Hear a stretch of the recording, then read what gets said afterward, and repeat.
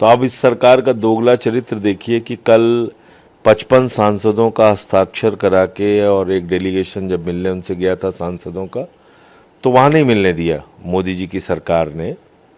और आज मंत्री गए मिलने, कोई बात नहीं, क्योंकि सबको उनके स्वास्थ्य की चिंता थी, सबकी अपील थी कि वो अपना अनशन खत्म करें।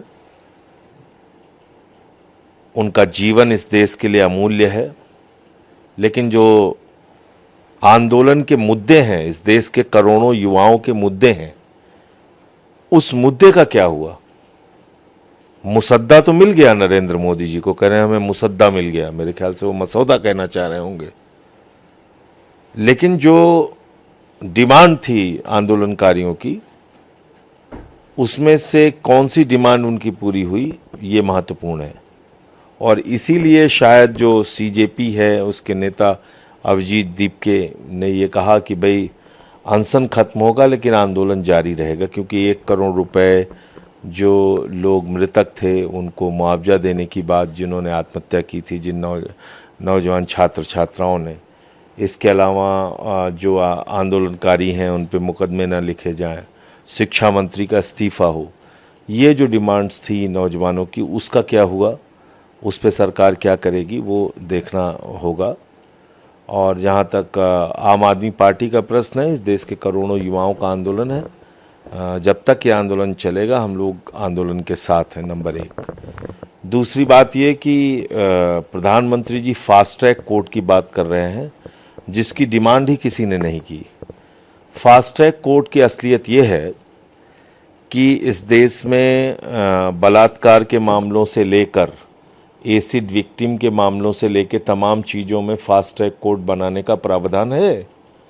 लेकिन पॉक्सो के मामले में फास्ट ट्रैक कोर्ट है, लेकिन उसमें भी सालों साल न्याय मिलने में लग जाता है, क्योंकि जब जांच एजेंसियां सही समय पे सबूत नहीं देंगी तो कार्रवाई कैसे करेगी कोर्ट। और खुद नीट के पेपर लीक में मोदी जी के अधीन आने वाली सीबीआई ने 2024 में 90 दिन तक चार्जशीट दाखिल नहीं की, इस आधार पर पेपर चोरों को बेल मिल गई। अब आज की बात हम कर लेते हैं, जब प्रधानमंत्री फास्ट ट्रैक कोर्ट बनाने की बात कर रहे हैं, उस समय सीबीआई ने संजीव मुखिया के बारे में लिख के दिया कि 2026 नीट पेपर लीक में उनके खिलाफ कोई सबूत नहीं है। तो जब आपकी सीबीआई सबूत ही नहीं देगी तो फास्ट ट्रैक कोर्ट क्या कर लेगा भाई? फास्ट ट्रैक कोर्ट में क्या नतीजा निकल जाएगा? इसलिए ये फास्ट ट्रैक कोर्ट की बात तो बड़ी हास्यास्पद है और कहीं ना कहीं ये आंदोलन को भटकाने की कोशिश है।